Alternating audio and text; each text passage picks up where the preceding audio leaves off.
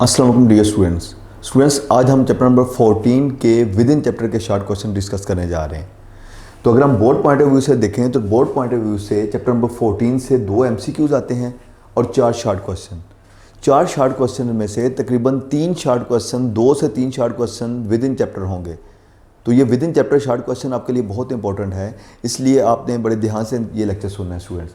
तो first short question है हमारा आज का, मैग्नेटिक इंडक्शन क्या होता है। इसके डिफरेंट नेम्स हैं, magnetic induction, magnetic flux density या मैग्नेटिक फील्ड स्ट्रेंथ। तीनों की डेफिनेशन सेम है। 3 नाम हैं, magnetic induction, magnetic flux density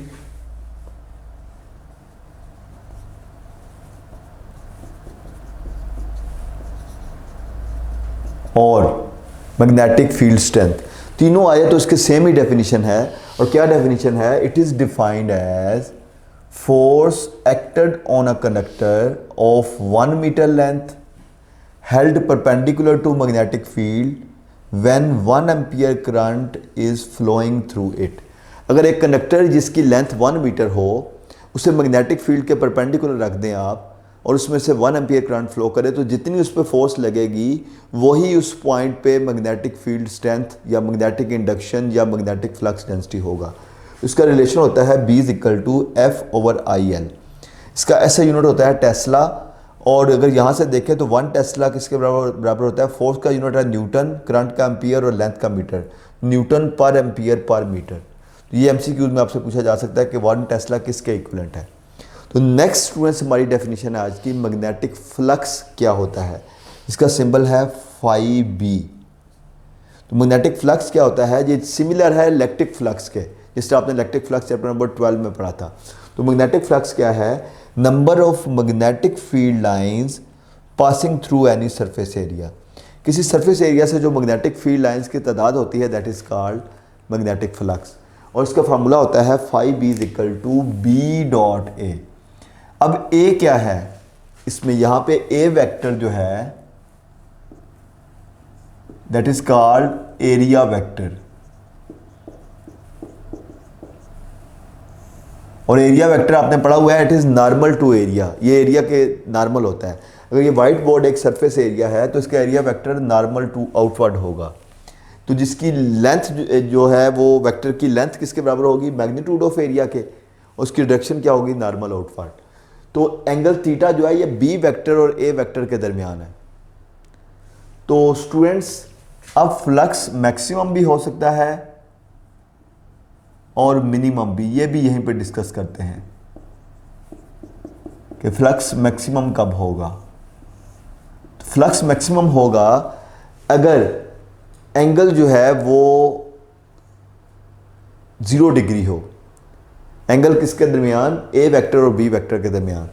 तो flux will B maximum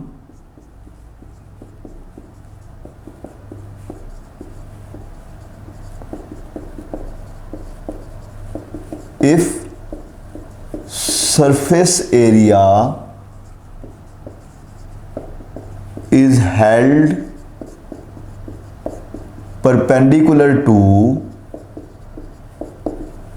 magnetic field lines।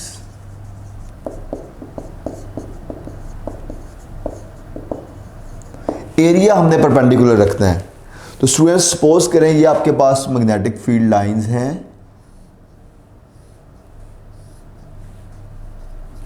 तो यहां पे हम एक सरफेस एरिया ले लेते हैं परपेंडिकुलर।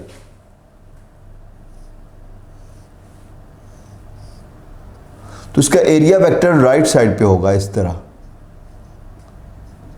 तो जरा गौर करें, जब एरिया परपेंडिकुलर रखा हुआ है तो A वेक्टर और B वेक्टर सेम डायरेक्शन में हो गए।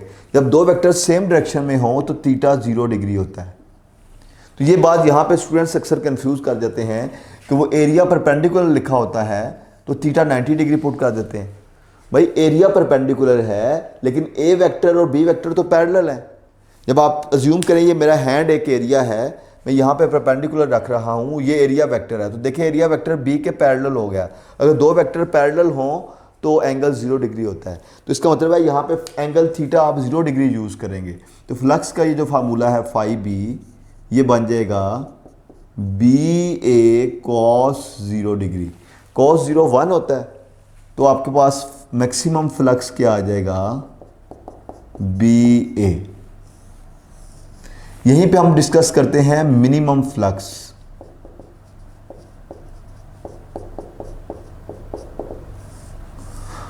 फ्लक्स मिनिमम होगा अगर area parallel to magnetic field पड़ा हो। Flux will be minimum. Flux पे आप अगर लिख लें मैग्नेटिक फ्लक्स तो ज़्यादा बेहतर है, ठीक है, क्योंकि आपके पास दो किस्म के फ्लक्स हैं, एक इलेक्ट्रिक और एक मैग्नेटिक।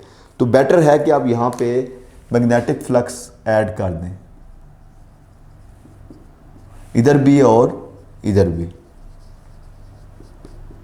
तो magnetic flux will be minimum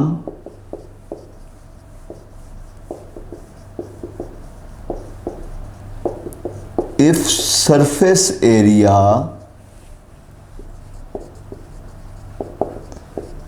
is held parallel to magnetic field lines।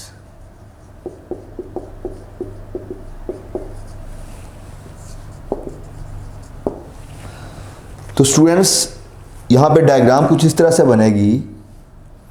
ये आपके पास मैग्नेटिक फील्ड लाइंस आ गई जो राइट साइड पे, और ये आपके पास सरफेस एरिया आ गया।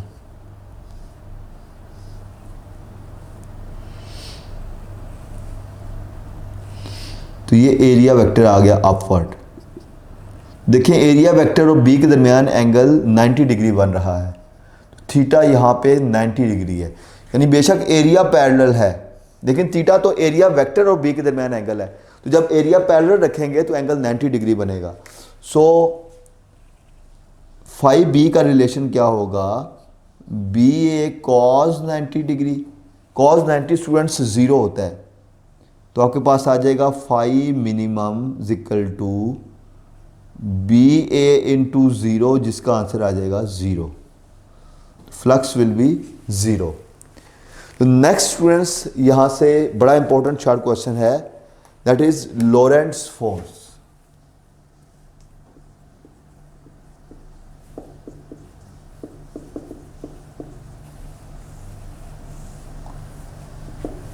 इसका जो एक्सप्रेशन है ये एमसीक्यू में भी पूछा जा सकता है। तो स्टूडेंट्स अगर एक चार्ज पार्टिकल जिसकी वेलोसिटी v हो एक ऐसे रीजन से मूव करता हुआ पास करे जहां पे इलेक्ट्रिक और मैग्नेटिक फील्ड दोनों मौजूद हों, तो उसके ऊपर दोनों फोर्सेस लगती हैं, इलेक्ट्रिक फोर्स भी लगेगी और मैग्नेटिक फोर्स भी लगेगी। तो जो नेट फोर्स एक्ट करती है चार्ज पार्टिकल के ऊपर, that will be vector sum of electric and magnetic force, and that net force is called Lorentz force. कब, जब चार्ज पार्टिकल एक ऐसे रीजन से मूव करते हुए पास करे जहां पे इलेक्ट्रिक और मैग्नेटिक फील्ड दोनों मौजूद हों, तो उस पर दोनों फोर्सेस लगेंगी, इलेक्ट्रिक फोर्स भी लगेगी और मैग्नेटिक फोर्स भी लगेगी। तो जो नेट फोर्स कैसे निकालेंगे आप, दोनों वेक्टर्स फोर्सेस को आप ऐड करेंगे, तो वो जो नेट फोर्स है, रिजल्टेंट फोर्स है, that is called Laurent force. तो यही इसकी डेफिनेशन है, when a charge particle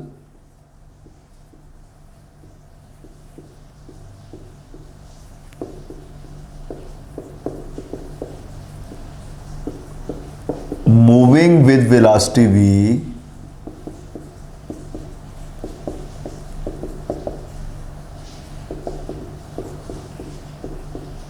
passes through a region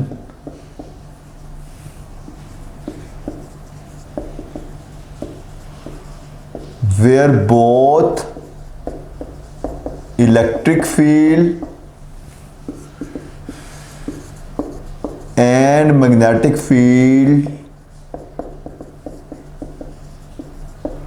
are present, then it experience a force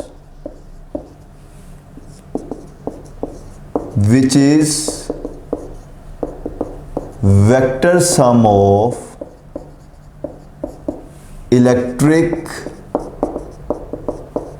and magnetic force।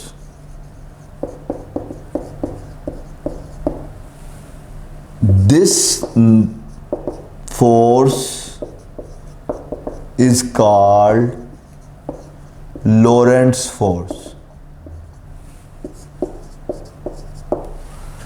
इस फोर्स को हम लॉरेंट्ज फोर्स कहते हैं। तो इसका एक्सप्रेशन भी आपको पता होना चाहिए, क्योंकि इसका एक्सप्रेशन आपको एमसीक्यूज में भी पूछा जा सकता है।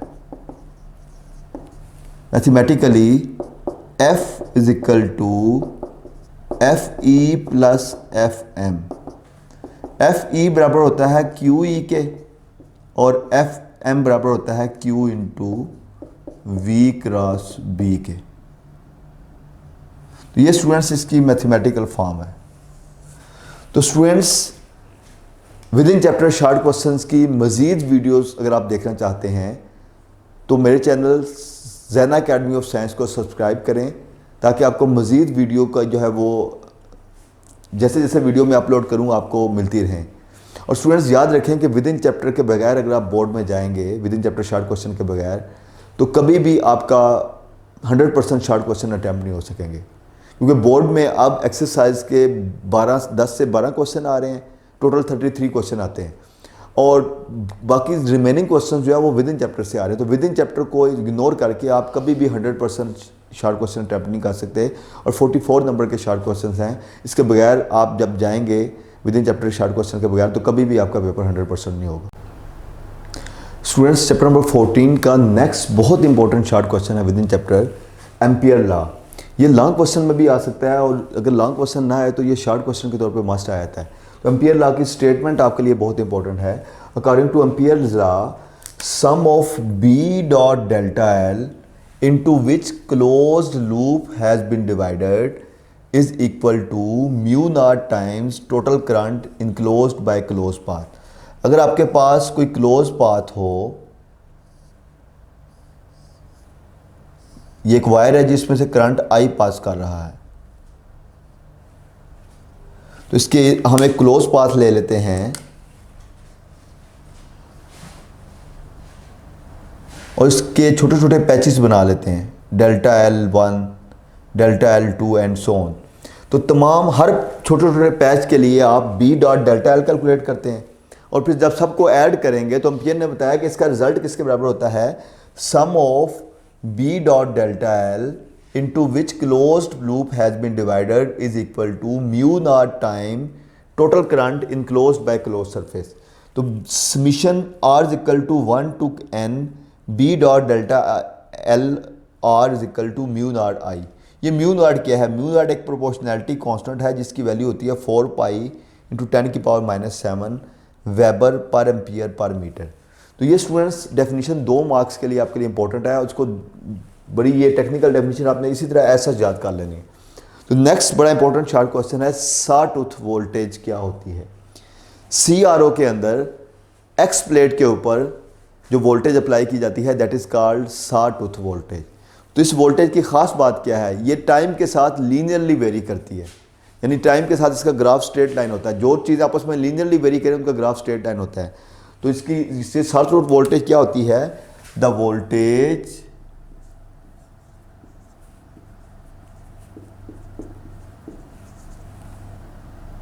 that is applied on X plate in CRO is called sawtooth voltage। sawtooth voltage की खास बात क्या है, it varies linearly with times, it varies linearly with time for a period capital T and then drops to 0। ये इसकी एक खास बात है। ग्राफ अगर आप इसका देखें तो इस किस्म का ग्राफ मिलेगा।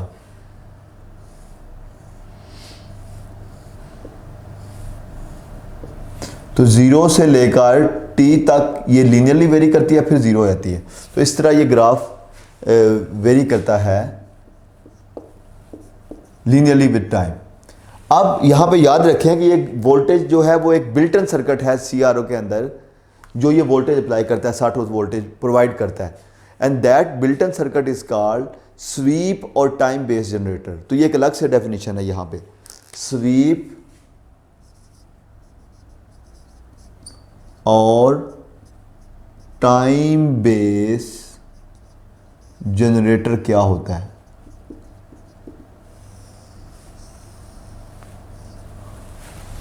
ये भी बहुत इंपॉर्टेंट शॉर्ट क्वेश्चन है। It is built in circuit, it is a built in circuit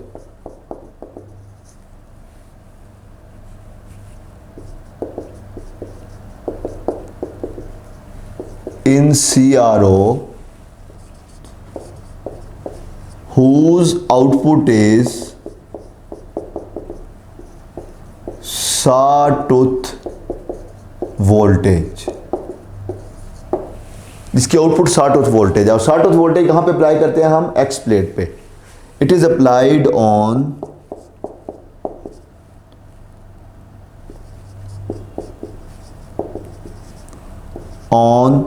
X plates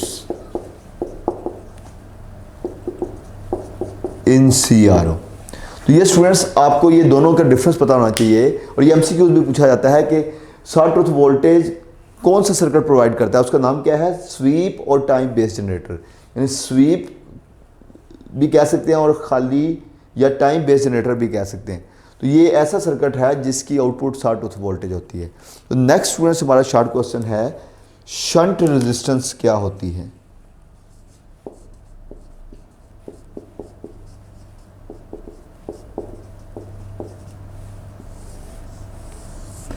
ये एक स्मॉल रेजिस्टेंस है जो हम गैल्वेनोमीटर के पैरेलल लगा के उसको एम मीटर में कन्वर्ट करते हैं। ठीक है, हर स्मॉल रेजिस्टेंस को शंट रेजिस्टेंस नहीं कहते। ये स्मॉल रेजिस्टेंस है जिसको हम गैल्वेनोमीटर के पैरेलल लगा के उसे एम मीटर में कन्वर्ट करते हैं। It is a small resistance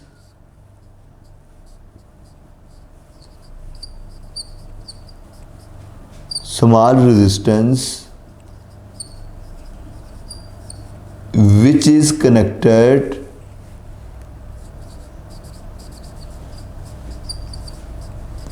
in parallel to galvanometer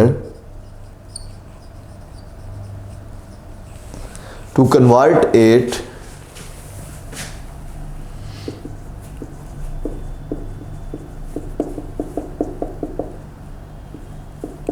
into M metre. तो ये स्पेसिफिक रेजिस्टेंस है जो गैल्वेनोमीटर के पैरेलल कनेक्ट करके हम उसे एम मीटर में कन्वर्ट करते हैं। उसका रिलेशनशिप क्या होता है ये भी अगर आपको याद है तो लिख दें, अदरवाइज तो आर एस क्या होता है,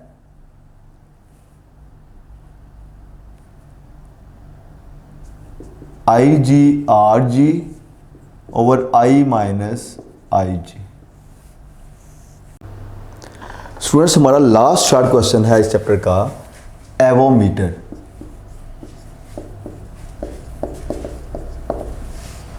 एवोमीटर एक मल्टीमीटर है जो करंट एम्पियर के अंदर, वोल्टेज पोटेंशियल डिफरेंस वोल्ट के अंदर और रेजिस्टेंस ओम के अंदर मेजरमेंट करता है। तो it is a multimeter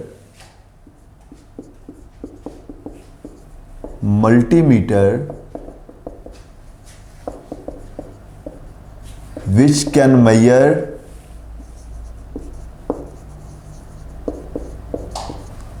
current, potential difference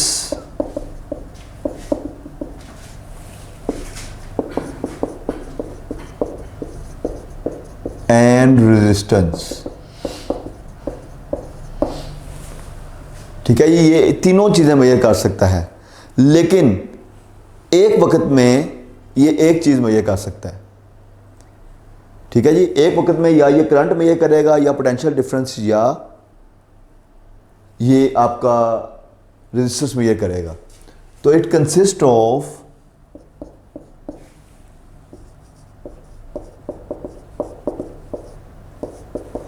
a function switch,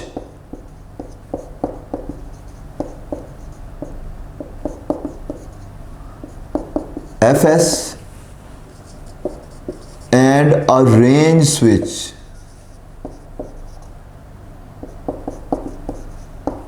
तो फंक्शनल स्विच से क्या करते हैं हम कि हम सिलेक्ट करते हैं कि हमने क्या मेजरमेंट लेनी है इससे। अगर आपने इससे करंट मेजर करना है तो उसको करंट मेजरिंग सर्किट के साथ अटैच कर देते हैं। पोटेंशियल डिफरेंस मेजर करना है तो वोल्टेज मेजरिंग सर्किट पार्ट के साथ। अगर रेजिस्टेंस मेजर करनी है तो रेजिस्टेंस मेजरिंग सर्किट के साथ शिफ्ट कर देते हैं। और रेंज स्विच क्या करता है कि ये आपको बताता है कि आपकी वोल्टेज अगर लार्ज है तो आप करंट अगर लार्ज मेजर करना है तो आप इसको रेंज स्विच को लार्ज वैल्यू पर एडजस्ट कर दोगे कि एमीटर आपको ज़्यादा करंट मेजर करके दे देगा। तो इस तरह ये स्टूडेंट्स बहुत इंपॉर्टेंट डिवाइस है कि जिससे आप एट अ टाइम तमाम चीज़ें मेजर कर सकते हैं। तो ये स्टूडेंट्स हमारे चैप्टर नंबर 14 के तमाम विद इन चैप्टर के शॉर्ट क्वेश्चन थे। तो स्टूडेंट्स अब आपका काम यह है कि आपने लेक्चर सुनने के बाद इसको याद करना है। याद करने के लिए आपके पास दो ऑप्शन है, या तो जो मैंने लिखवाया यहीं से याद कर लें, या जहाँ से आपने पहले याद किया हुआ था टॉपिक लॉन्ग क्वेश्चन याद किए हुए वहीं से उनकी डेफिनेशन को रिवाइज कर लें। लेकिन ये इसको सेपरेट से ज़रूर टाइम दें स्टूडेंट्स शॉर्ट क्वेश्चन को। अगर आप शॉर्ट क्वेश्चन को सेपरेट से टाइम नहीं देंगे तो आपका वहाँ पे बोर्ड में डेफिनेटली नुकसान होगा। तो स्टूडेंट्स आपने लेक्चर सुनने के बाद इसको लाजमी तैयार करना है इन तमाम टॉपिक्स को, ताकि आपका पूरी बोर्ड की अच्छे से तैयारी हो। और अगर आप विद इन चैप्टर के मज़ीद इस तरह की वीडियोस देखना चाहते हैं तो चैनल को ज़रूर सब्सक्राइब करें ताकि आपको इन टाइम जो है वो वीडियोस मिलती रहें। तो इसके साथ स्टूडेंट्स हम आज का लेक्चर ख़त्म करते हैं। नेक्स्ट लेक्चर में चैप्टर नंबर 15 के साथ के विद इन चैप्टर के शॉर्ट क्वेश्चन के साथ हम दोबारा हाजिर होंगे। तो इजाज़त दीजिए। थैंक यू स्टूडेंट्स, अल्लाह हाफिज़।